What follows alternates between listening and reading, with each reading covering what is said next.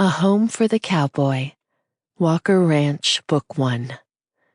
Written by Tess Thornton. Narrated by Emily Christine. Chapter 1. Cody.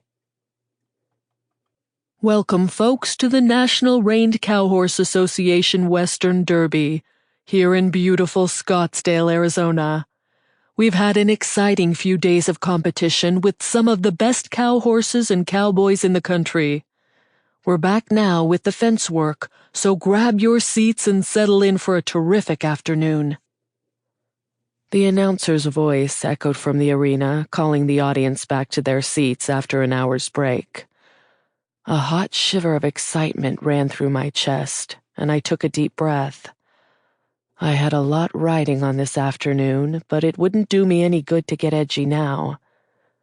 I mopped the trickle of sweat off my temple and pushed my hat a little farther down on my forehead. Time to get to work. 2 of my horses had made the finals today. My top horse, a classy bay stud named 5-Iron, had an excellent shot at taking home the win this year. Finally. I was still one of the youngest riders around, but I had already been trying to claim that buckle for 8 years. 5-Iron could be the horse to take me to the winner's circle at last, and I was itching to prove myself. But 5-Iron would have to wait, because the horse that came first in the draw was a sweet, dopey, overgrown buckskin gelding. He was ambitiously named Jules in showbiz, but everyone just called him Biz. The only reason he was in the finals at all was that Tom Barker's horse had taken a fall in the prelims. Still, he was the boss's sentimental favorite, and more than anything, I wanted to make Blake Walker proud of both of his horses today. Biz didn't have to mark a top score. We weren't even planning on campaigning him much longer. If I could just make today's run clean and strong, then maybe he could retire from showing, and Blake or his son Evan would find another job for him. I checked my bridle and snugged up the cinch, then led the big gelding toward the waiting area. We were third in the draw. My horse was warmed up and ready as he'd ever be, so I was in no hurry. "Good luck, Cody," my friend Ray Purvis called. "You too, Ray," I answered with a wave. A couple more friends said the same, and I thanked them all as I stood there, idly slapping the rein end against my chaps. I'd taken a few minutes to cool my jitters, then mount after the first horse went. No sense getting more worked up right before I went in, or letting my horse get wound up feeding off my anxiety, which wasn't likely to happen anyway. Biz was asleep where he stood. I scratched his ears and shook my head when his lower lip drooped lazily.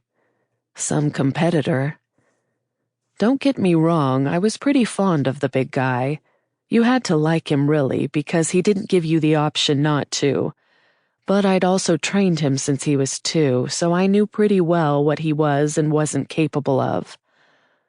Biz had a big motor when he decided to use it, and he was a gorgeous mover, so he always scored well in the dry work. But he was all grace and no grit. He was about the prettiest thing in any barn anywhere, but pretty doesn't catch cows.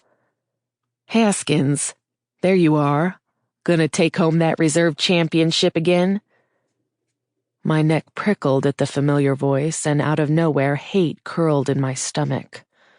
Sure enough, there was Jonas Weatherby leading his chestnut mare up to the gate. She had wicked talent, and Jonas was last year's champion, so naturally I wanted to beat him. But that wasn't why I despised him.